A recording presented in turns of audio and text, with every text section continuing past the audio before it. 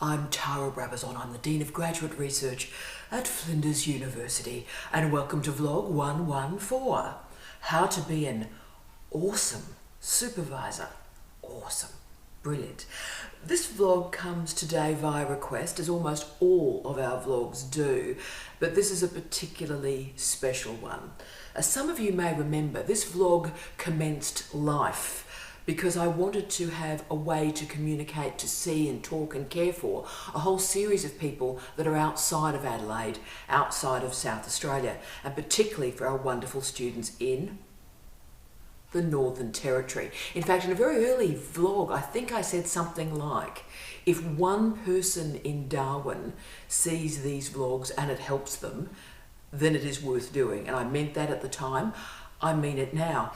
But the amazing thing is, hundreds of thousands of people around the world have watched these vlogs, for which I am incredibly grateful. But that one student from Darwin actually came and saw me. She contacted me. She's a remarkable woman, and she came down and visited me in the Office of Graduate Research. She was as remarkable and inspirational as I knew she would be. So Ghazal came and saw me in the Office of Graduate Research, and she gave me this very, very special necklace, which I'm wearing today, to honour you and thank you for what you do, for what you will continue to do, and the transformation that you will enact in regional education in this country. I honour you for this, and I honour you by wearing this today. So basically, Ghazal was the person I had in mind when I was writing these vlogs. Oh, how would somebody feel doing a PhD in Darwin? What could I do to make that journey a little bit easier? And she gave me this vlog request as we were sitting sort of looking at each other very intensely in the office. She said, you know what, I do have a vlog request for you. So someone so special, so important, and really so inspirational for what we do in the Office of Graduate Research, I would obviously deliver this vlog to her. And she cared very deeply about being a supervisor. At the conclusion of her PhD, she wanted to go on and supervise, much to the horror of her husband, can I say. But she wants to learn from her experience, but also transform the lives of others in regional education. She wants to be a remarkable supervisor. And in fact, she didn't say remarkable or strong or powerful or splendid. She said, Tara, I want you to tell me how to be an awesome supervisor. And I love that word, awesome, awesome, awesome. It's like Raj's request last week about the word thrive. Awesome, awesome supervisor is a fantastic commentary on what we're trying to get you guys to do and maybe become. So it is my absolute pleasure for such a remarkable woman to try and do something that may be of use to you in your career after your PhD. So as I was preparing this vlog today, I thought, what am I going to do in this vlog? I could repeat some tips and some tricks for being a great supervisor. That's great. I could present some andragogy, so some theories of teaching and learning that operate in the doctoral space in such a transformative space at the moment. So I could do all of that. But that's not the point, is it? How do you be awesome? Because on this YouTube channel that so many of you have subscribed to, for which I'm incredibly grateful, you'll see I also upload all the training materials for our supervisors at Flinders University. I do that for many reasons, so it's open access, open source, which is what I believe in, but also it is for our students to see how we are training our supervisors. So if you want that training material to be a supervisor, that's already available to you now. So this session needed to do something a little bit different. It needed to focus on how you become awesome. And that's an awesome responsibility. So I thought, right, well, if I could build, sort of like the bionic woman or the bionic man, build them. If I could build the perfect supervisor, the awesome supervisor, what would that person look like, think like, speak, behave? What would they be? And if I was building that awesome supervisor, I suddenly realised something quite remarkable. I can train you to supervise. That's relatively straightforward. The andragogy is clear. The teaching and learning is clear. I can teach you how to supervise. I can give you the tips and tricks that make sure that students get through reasonably quickly. So all of that is very, very clear. But an awesome supervisor, I can't train you to be an awesome supervisor. You're probably born an awesome supervisor. So as I prepared for this vlog, I thought, right, if I was thinking about the truly awesome supervisors that I've known around the world, there are wonderful, awesome supervisors at Flinders, but the truly great supervisors I've known around the world, I can't teach them to do that. But there are 5 characteristics, I think. So for all our wonderful students in the territory, I particularly dedicate this to you, and how to be an awesome supervisor. So let's do this. How to be an awesome supervisor. Number 1, be a decent, ethical person. This might seem like a no-brainer, but it is probably the most important. Any of us who read ombudsman reports from around the world, or the Respect Now Always report from Australia, all the fascinating, complicated, truly terrifying and disturbing research that exists in doctoral education at the moment, one thing is clear. There are dreadful predators that exist in the doctoral space. There are dreadful predatory supervisors. Full stop. And look, I've seen some shockers in my career. I very rarely talk about it because I still find it upsetting to this day. You know, during my PhD years as a very, very young, relatively innocent and inexperienced PhD student, the stuff I saw in academic corridors still chills me and confuses me.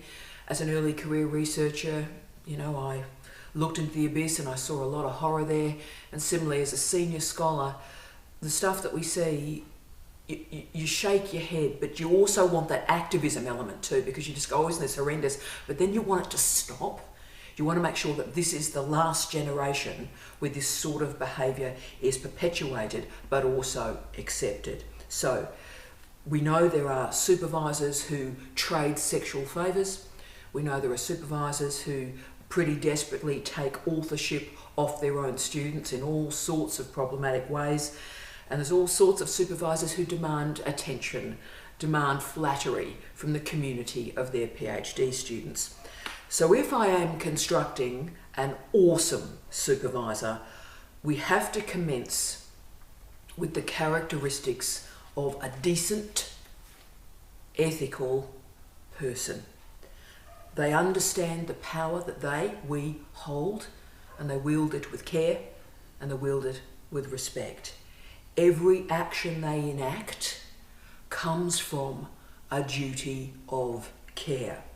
So remember the deal breakers here: sexual transgression, professional, personal breaches. Aim to be decent, respectful, and yes, always kind, with a clear sense of your limits, the limitations to your power, and the integrity that is important to you every single day. Awesome supervisor 2, selfless, caring, and compassionate. One of the horrors that accompanied me when I returned to Australia after a decade away was the incredible selfishness and self-absorption of academics. It was stunning for me, guys and gals. So I've been away for a decade, been in Canada, been in the United Kingdom, you know, and I'd been a very senior academic, a professor, a head of department, head of school, ran research for an entire institution at one circumstance. So I had very, very serious and senior roles. But I also taught first years, and I loved teaching first years every single day. I supervised, I had great relationships with colleagues. That was my experience, particularly in the United Kingdom. And then I returned to Australia after 10 years, and I came back to a very, very different Australia and a very, very different higher education sector than the one I had left. This was a place where self-absorption and selfishness and inwardness seemed to rule. I was absolutely horrified. So I started to hear phrases like, I'd never heard this stuff before anywhere in the world. I started to hear phrases like people talking to me and saying, well, I'm the international expert in this field. And I'd sort of nod and go, oh, right, okay. I'm the international expert in this field. And when I'd be questioning why they had selected a friend to be an examiner for their PhD student, they said, oh, well, look, there are only 2 or 3 experts in this field in the world. I'm one of them, and I'm friends with the other 2. And you can see this was said so often to me, I actually know it. It's almost a Propian folk tale. So like this is said to me so frequently since I've come back to Australia, about 5 years ago. So I don't know where this stuff has come from, but wow, it's disturbing. So I used to come home after these people had be saying this mantra to me day after day after day. I used to come home and say to Steve, Steve, have you ever heard of these people? And he'd go, never heard of them. And I'd never heard of them either. So it was like, and Steve and I, we work through multiple disciplines. We know a large number of people around the world, and we read very, very widely. And I hope we're always intellectually generous. We seek out actively new scholars, new ideas, new ways of thinking. We find the new people and the new voices. And I use some past tense there, for which I apologise. Present tense for me, past tense for poor Steve. But it is clear that these guys and gals are famous in their own mind. Okay, so look, I am an international expert. Well, are you? You know what the nature of academic life is? You haven't got the right to call yourself an international expert. That phrase is bestowed on you by the great international scholars in the field. You can't claim it. It is given to you by others. And the other fascinating thing I've learnt through my life is the greatest scholars in the world, the people that have actually changed knowledge, never, ever, ever shout about it. They never, ever do the look at me, look at me, look at me. They are brilliant and they are recognised for it by others. Their work has integrity. They do their research and their research is recognised as being of value. They don't have to spruik it. So aim to aspire to be one of those great people where the work speaks for itself.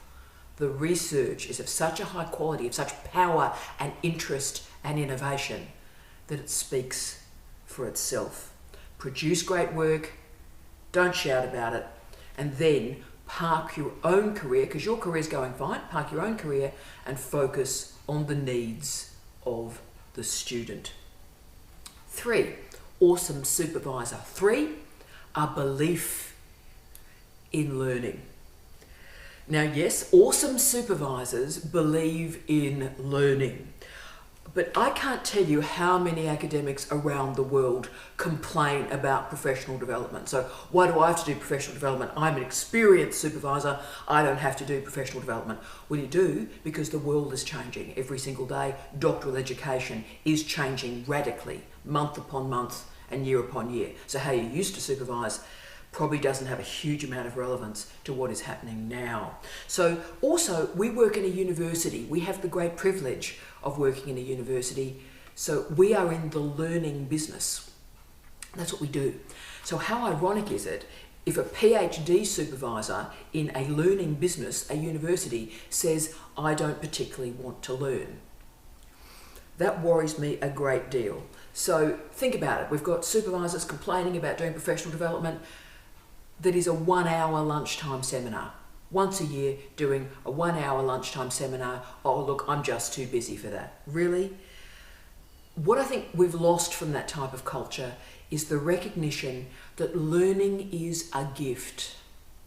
Learning is a privilege. It is a privilege to learn from others. I think this every single day. It is a privilege to read an article, to read a book, and learn from the expertise of the great and the good on this planet. That is a remarkable privilege, and I certainly never lose that gift and that desire to learn. The best supervisors, and indeed the best people, continue to learn and believe in learning. They're intellectually generous. I use that phrase a lot. And why I use the phrase intellectually generous, it means we're very cool with who we are and what we know and what we do, but you know what? Let's listen to others. Let's learn from others. They will provoke us and challenge us, and that's great. And how can that improve my practice when I listen and care for other people's views and expertise? Now, the worst supervisors, the worst people, sit in self-absorbed satiation, bless. I'm great. I don't need to learn anything. Look at me, look at me, look at me. I'm tremendous. But the awesome supervisor realises and remembers every day that every single one of us, we are learners. We're citizens, but we're learners. Learning is a privilege. Professional development is a privilege. Keep learning. 4, how to be an awesome supervisor. 4, be international. Be international. The awesome supervisors are international supervisors. They're not world famous in Adelaide or world famous in Darwin. They're world famous, full stop. They are also internationally curious, and they test themselves endlessly against the best ideas, the best practices, the best scholarship, the best people in the world. It isn't going to a conference a couple of times a year. Big deal, who cares? It's about on a daily basis engaging with the world, engaging with the best scholars in the world and learning and transforming and thinking globally. Thinking globally. That's what an academic is. We are scholars of the world. We are working for a particular institution, but knowledge is always and must always be international. They're not anchored by xenophobia. They're not looking inwardly to a particular place or discipline. They use deterritorialisation and the great gift of digitisation to every single day think internationally and engage internationally with the best scholars in the world. Be international. 5, how to be an awesome supervisor. Awesome supervisor. Place the PhD student and the PhD student's welfare at the core and centre of every day, every week, every month, every year. The final characteristic of an awesome supervisor is pretty clear, I think. At the start of every meeting, at the start of every week, the interests of the student are the priority. This is student-centered learning, student-facing learning, whatever you'd like to talk about it, but it just means every conversation we have, every draft we enact starts with the student's best interest. And this isn't flattering the students. This isn't always making the students feel good about themselves. Sometimes some really tough conversations have to be enacted, but those tough conversations start with always the best interests of the student. You notice this stuff is not about the supervisor. So it's not about my projects, me. It's not about my busyness, my stuff. My personal research, I park. So my stuff's over there, my writing, my research, I do early in the morning, late at night, on the weekends. When I'm dealing with my students, my busyness is irrelevant. I never use the word busy. In fact, when people say to me, and a lot of you do, oh, look, you're busy, I say, no, I'm not. I'm not busy. If I'm feeling busy, then that's my issue because I've got a time management problem. So I need to fix that. That's about me, yeah? So we can manage, as supervisors, we can manage our own research. We're grown-ups, we can manage our research, but the awesome supervisor starts and stops with the needs of the student. The student.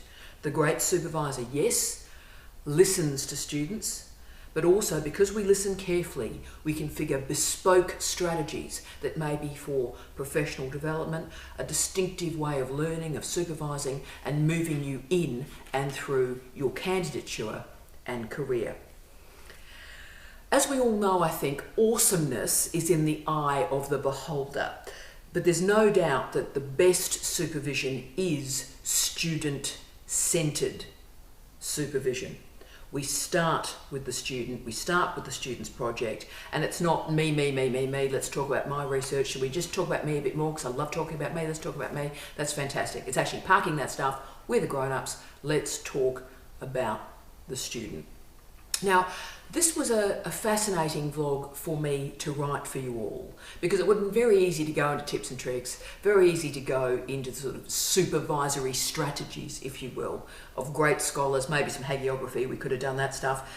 But instead, isn't it weird that we ended up talking about decency, compassion, patience, intellectual generosity? That is the foundation of an awesome supervisor. And probably some of you may have suspected that I would, at the end of this vlog, end up quoting Peter Capaldi. I invariably do. I try to, about once every 10 or 20 vlogs, make sure there is a Peter Capaldi quote. But this actually is important because it comes from his last episode before his regeneration. So moving from his doctor to the next doctor. And there's something quite powerful about that changeover that I wanted to share with you today. He was regenerating to a new doctor, as when all of us retire, we regenerate into you. You are our future. And the last phrase Peter Capaldi uttered as his doctor was, never be cruel, never be cowardly, and never ever eat pears. Remember, hate is foolish and love is always wise. Always try to be nice, but never fail to be kind. Laugh hard, run fast, be kind. Doctor, I let you go. Wow. So for all the future doctors out there, I let you go. But there is an awesomeness, I think, in your future, and it comes from unexpected sources. Being kind, being decent, being loving, being respectful. There is the foundation of wisdom there. And yeah, probably don't eat pears, they are a bit messy. Go for apples, I think, stay away from the pears. But I hope today has been useful for you. It was a great suggestion. And if we are to regenerate and rejuvenate regional education in this country, it is going to start with you. It's going to start with our wonderful colleagues in the Territory and all the regional educational students around the world that we have the privilege of supervising. And it starts and it ends with your awesomeness. So I wish you love, light, and peace. Tea out.